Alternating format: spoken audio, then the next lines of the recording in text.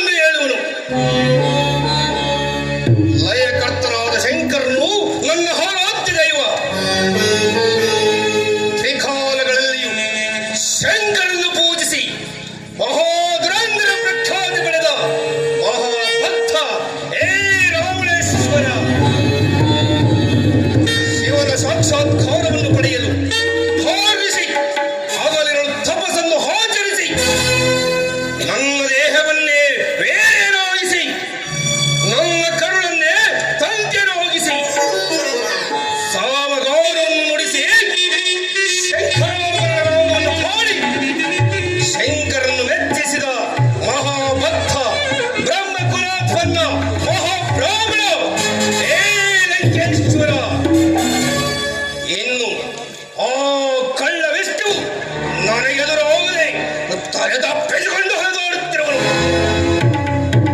ಪ್ರಹಸ್ತ ತಂತ್ರ ವಿಫಲನು.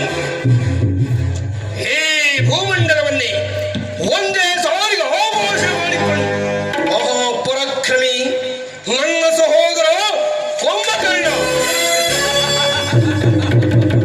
ನೀತಿ ಶಿರೋಮಣಿ ವಿಭೀಷಣ, ಮೋಹಮೋಹವಿ ಮಾವ ಮಾರೀಚ,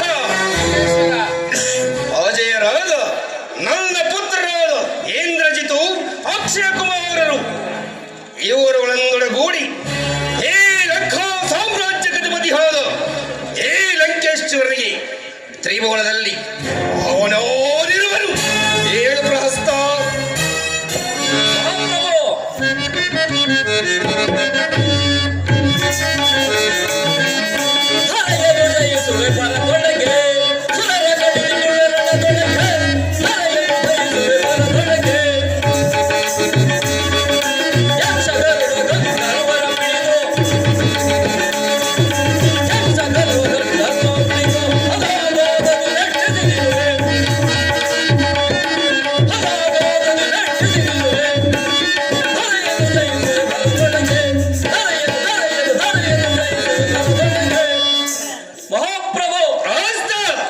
ನಿಮಗಿಂತ ಸರಿಸಾಟಿಯಾದರೂ ಈ ತ್ರಿಲೋಕಗಳಲ್ಲಿ ಯಾರು ಇಲ್ಲ. ರಾಜಮಾತೆಯಾದ ಕೈಕಸಾದೆಯ ಪುತ್ರರಾಗಿ ಜನಿಸಿ ನಿಮ್ಮ ಅಜಾತ ಶತ್ರುವಾದ ಹಾರಿಯ ಉದರವನ್ನು ಹರಿದು ಜಯಶೀಲರಾಗಬೇಕೆಂಬ ಕುತೂಹಲದಿಂದ ಪಾತಾಳವನ್ನು ಹೊಕ್ಕಿ ಬಲಿಚಕ್ರವರ್ತಿಯ ಬಾಯಿಯನ್ನು ಕಾಯ್ದಿದ್ದ ಹರಿಯನ್ನು ಹಿಡಿಯಲು ಹೋದ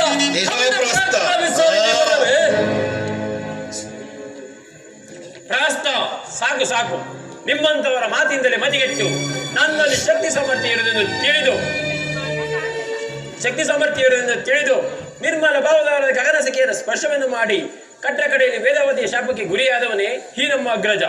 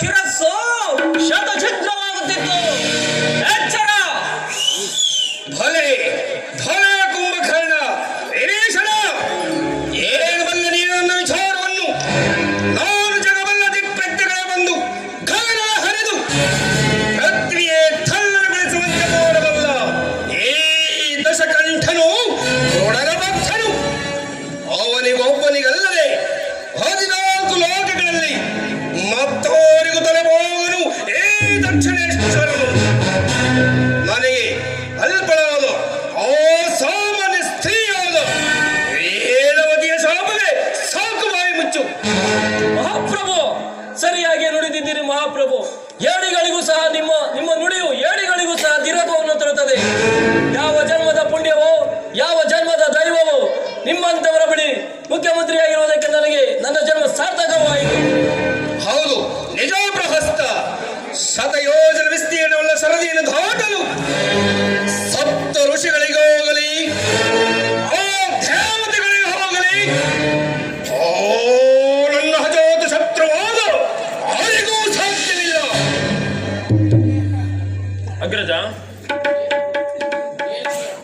ಜಯಲಕ್ಷ್ಮಿಯು ನಿನ್ನ ಸತ್ತಲ್ಲ, ಸಹೋದರಿಯೂ ಅಲ್ಲ. ಪಂಡಿತನೇ ಆಗಲಿ ಪಾಮರನೇ ಆಗಲಿ ಪತಿತನಾಗಿ ನಡೆದಿದ್ದರೂ ಕೂಡ ಮನವರಿಕೆ ಮಾಡಿಕೊಂಡು ದುಷ್ಕಾರ್ಯಗಳನ್ನು ಜಯಿಸಿ ಸತ್ಕಾರ್ಯಗಳನ್ನು ಯಾರು ಮಾಡುತ್ತಾರೋ ಅವರಿಗೆ ಆ ದೈವನು ಸದಾ ಆಶೀರ್ವಾದ ಮಾಡೋದು. ಆ ಜಯಲಕ್ಷ್ಮಿಯು ಒಲಿಯಬಲ್ಲನು. ಅಗ್ರಜ, ನಿನ್ನ ನಿಂದೋಸ್ತರನ್ನು ಕೇಳಿ ಕೇಳಿ ನನ್ನ ಕೋಪ ವೇಷವನ್ನು ನಾನು ನುಂಗುತ್ತಿದ್ದೇನೆ. ನೀನಲ್ಲದೆ ಅನ್ಯರಾಡಾದರೂ ಇಂಥ ಮಾತುಗಳನ್ನು ಆಡಿದರೆ ಎಷ್ಟೊತ್ತಿ ಅವರ ಶಿರಸ್ಸು ಸರಿದಿರುತ್ತಿತ್ತು. ಎಚ್ಚರ.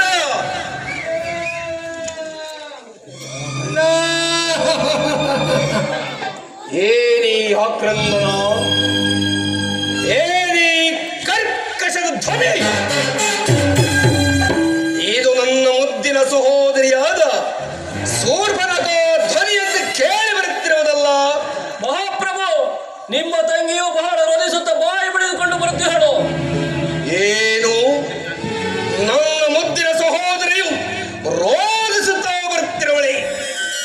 ಇದರ ಪ್ರತಿಫಲದಿಂದ ಹೋಗಿ ಇಂದು ಮುಂಜಾನೆಯಿಂದಲೂ ನನ್ನ ಮನಸ್ಸಿಗೆ ಏಕಮಂಜು ಕವಿದ ವಾತಾವರಣ. ಶಿವಪೂಜೆ ಮಾಡುವಾಗಲೂ ಸಂಶಯದ ಧೋರಣೆ. ಕಂಡಿದ್ದೆಲ್ಲ ಬರೀ ಅಪಶಕುನ. ಈ ದಶಕಂಠನ ರಾಜಸಭೆಗೆ ವಿಧಿವೆ ಓರ್ವನ ಆಗಮನ. ಎಡಭುಜವು ನಡುಗುತ್ತಿತ್ತು, ಎಡಗಣ್ಣು ಮೆರೆಯುತ್ತಿತ್ತು. ಆಗಲೇ ಹರಿತೆ ಏನು ಅಧೋಚೂರ್ಯ. ಛೆ, ನಾನಾರು ಹರಿಭಯಂಕರ ತ್ರಿಭುವನೇಶ್ವರ ಹರಯೋಗೇಶ್ವರ ಪ್ರಹಸ್ತ ಬರಬಾರ ತಂಗಿಯನ್ನು.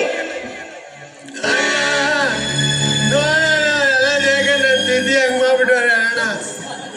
ಅಣ್ಣ ತಂಗಿ, ಅಣ್ಣ ನೋಡೋಣ ತಂಗಿ, ನಿನ್ನ ನಾಸಿಕವೇನಾಯಿತು? ನಿನ್ನನ್ನು ಈ ರೀತಿ ಅಪಮಾನಪಡಿಸಿದ ಆ ದುರಾತ್ಮಕರು ಯಾರು? ಅವನ ಇಂದ್ರನಾಗಲಿ, ಚಂದ್ರನಾಗಲಿ, ಗಂಡ ಜನಪದ ಪೋಷಕರಾಗಲಿ, ಅಂಡ ಪಿಂಡ ಬ್ರಹ್ಮಾಂಡದಲ್ಲಿ ಹರಗಿದರು. ಅವನನ್ನು ತಂದು ಅವನ ಕರುಳನ್ನು ಬಾಯದು ನಿನ್ನ ಕೊರಳಿಗೆ ಬಹುದೇ ಹಾಕುವೆ. ಹೇಳವರು ಯಾರು? ನನಗಾಯ ಮೂಲ ನನಮಾವಣ್ಣ. ಏನು? ಮೂಲ ನನಮಾವ ನನಗಾಯ ಅದರ ಮಗರಾಕ್ಷರೇ, ಅದೇನೆಂಬುದನ್ನು ಸರಿಯಾಗಿ ವಿಚಾರಿಸಿರೋ. ಮಹಾಪ್ರಭು, ಅವರ ವಿಚಾರವನ್ನು ಪರಿಪೂರ್ಣವಾಗಿ ತಿಳಿದುಕೊಂಡಿರುವೆವು ಮಹಾಪ್ರಭು. ದಂಡಕಾರಣ್ಯದಲ್ಲಿ 3 ಜನ ನರಮಾನವರ ಪ್ರವೇಶವಾಗಿರುವುದು ಮಹೋಣ. ಅದರಲ್ಲಿ ರಾಮನ ತಮ್ಮ ಲಕ್ಷ್ಮಣ, ರಾಮನ ಹೆಂಡತಿ ಸೀತೆ ಮಹಾಪ್ರಭು. ಏನು? ಈ ನಮ್ಮ ದಂಡಕಾರಣ್ಯದಲ್ಲಿ ಆನರಮಾನ ಪ್ರವೇಶವೆಂದರೇನು? ಈ ವಿಚಾರವನ್ನು ನಮ್ಮ ಖರಭೂಷಣಾದಿಗಳು ತಿಳಿಸಲಿಲ್ಲವೇ? ಮಹಾಪ್ರಭು, ನಂತರವಾಗಿ ಆ ಸೀತೆ ನೋಡಲು ಬಹಳ ಸುಂದರವಾಗಿದ್ದು. ಒಂದೇ ಮಳೆ ಹುಮ್ಮ ಸಾಯಲು ಬಿಡು ಆ ದುರಾತ್ಮಕರು. ನಮ್ಮ ದಂಡಕಾರಣ್ಯದಲ್ಲಿ ಆನರಮಾನ ಪ್ರವೇಶವೆಂದರೇನು? ಅಣ್ಣ ಅದು ಆಮಕ್ ಮಾಡಲ್ಲ. ನಮ್ಮ ಆಮದ ಒಂದೇ ಮನೆಯಿಂದ ಏನು? ಆ ನರಮಾನವರ ಕೈಯಿಂದ ನಮ್ಮ ಖರಭೂಷಣಾದಿಗಳ ಸನ್ಮಾನವೇ.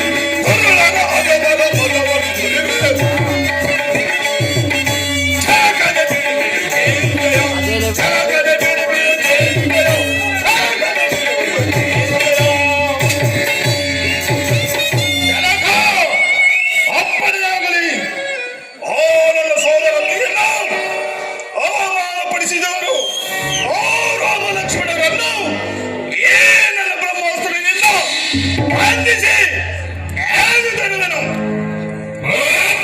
ಕುಮಾರ ಜನಕ, ಅಲೇ ಕುಮಾರ, ಮೇಘನಾದ ನೀನುವುದು ನೀನು ಹೆಂಗನ್ನು ಗೆದ್ದ ಏನಾಗಿತ್ತು?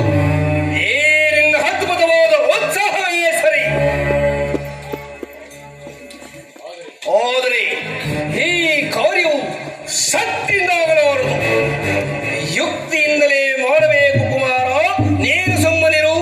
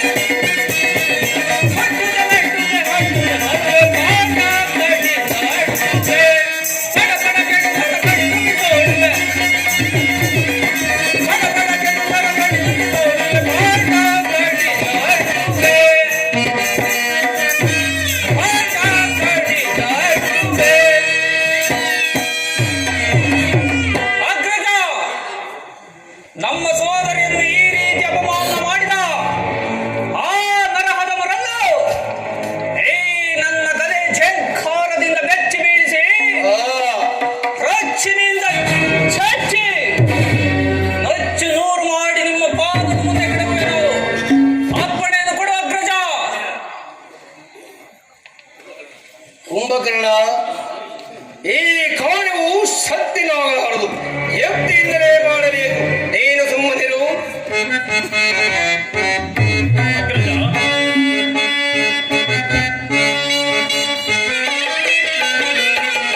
ಸೋದರಿಯ ಮಾತಕ್ಕೆ ವಂದನಾಯ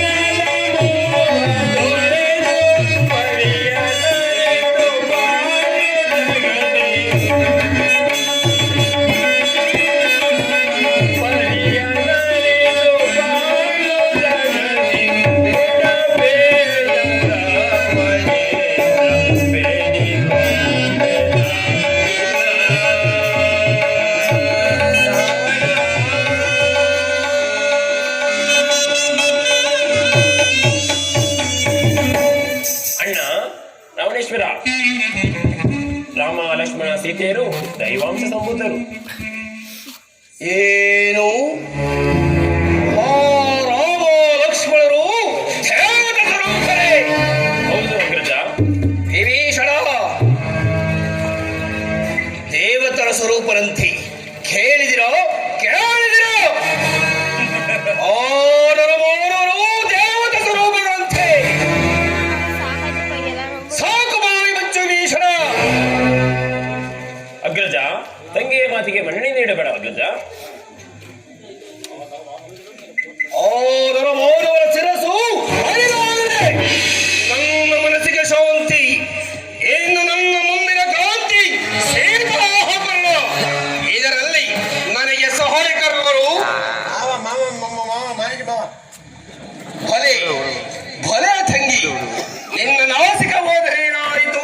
ನಿನ್ನ ಬುದ್ಧಿಯು ಚಂದವಾಗಿಯೇ ಇರುವುದು. ನೀನಿನ್ನು ಹೊರಡು, ಆ ರಾಜ್ಯ ವೈದ್ಯರಿಂದ ಚಿಕಿತ್ಸೆಯನ್ನು ಪಡಿ. ಮಾವ ಪಾರೇಶ, ಲಂಕೇಶ್ವರ, ಆ ಮಾನವರ ಕ್ರಿಮಿಗಳಿಂದ ಲಂಕೆಗೆ ಹೋಗಿದೆ ಸಹಿಸಲಾಗದ ಅಪಮಾನ. ಈ ಅಪಮಾನಕ್ಕೆ ಸೇಡನ್ನು ತೀರಿಸಿಕೊಳ್ಳಬೇಕಾಗಿದೆ ಮಾವ. ಈಗ ನನ್ನಿಂದ ಏನಾಗಬೇಕು ಹೇಳಿ ಸಾರ್ವಭೌಮ. ಮಾವ, ಆ ರಾಮನ ಹೆಂಡತಿಯಾದ ಸೀತಾಹರಣ ಅದನ್ನು ನೀನು ಮಾಡಬಲ್ಲೆಯ ಮಾವ?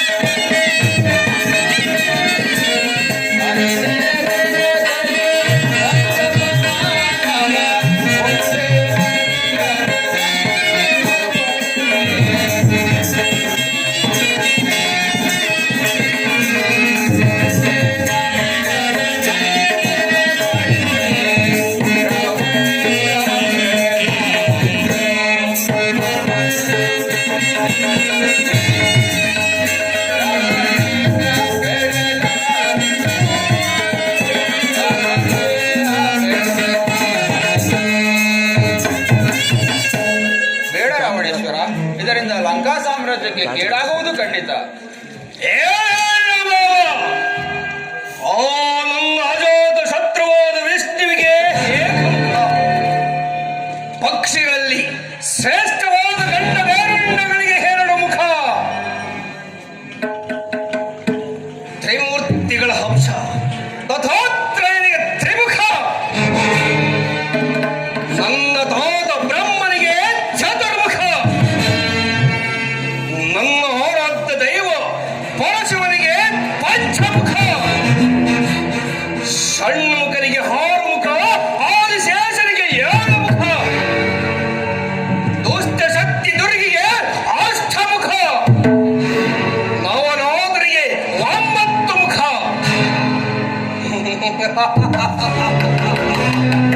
ಈ ದಶಕಂಠನಿಗೆ ದಶಮುಖ. ಇದರಲ್ಲಿ ನೀನು ನನಗೆ ಸಹಾಯ ಮಾಡಿದರೆ ನಿನಗೆ ಸುಖ, ಇಲ್ಲವಾದರೆ ನಿನಗೆ ಮರಣ. ಛೇ, ಈ ನೀಚನಿಂದ ಪ್ರಾಣ ಬಿಡುವುದಕ್ಕಿಂತ ರಾಮ ಬಾಣಕ್ಕೆ ಮೃತನಾದರೆ ನನಗೆ ಮುಕ್ತಿ ಮಾರ್ಗವೇ ದೊರಕುವುದು. ರಾವಣೇಶ್ವರ, ನಾನು ಹೇಮ ಸಾರಂಗ ರೂಪವನ್ನು ಧರಿಸಿ ರಾಮ ಲಕ್ಷ್ಮಣರನ್ನು ಬಹುದೂರ ಕರೆದುಕೊಂಡು ಹೋಗುವೆನು. ಅನಂತರ ನಿನ್ನ ಮನಬಂತಂತೆ ಮಾಡು. ಭಲೆ ಭಲೇ ಮಹವ.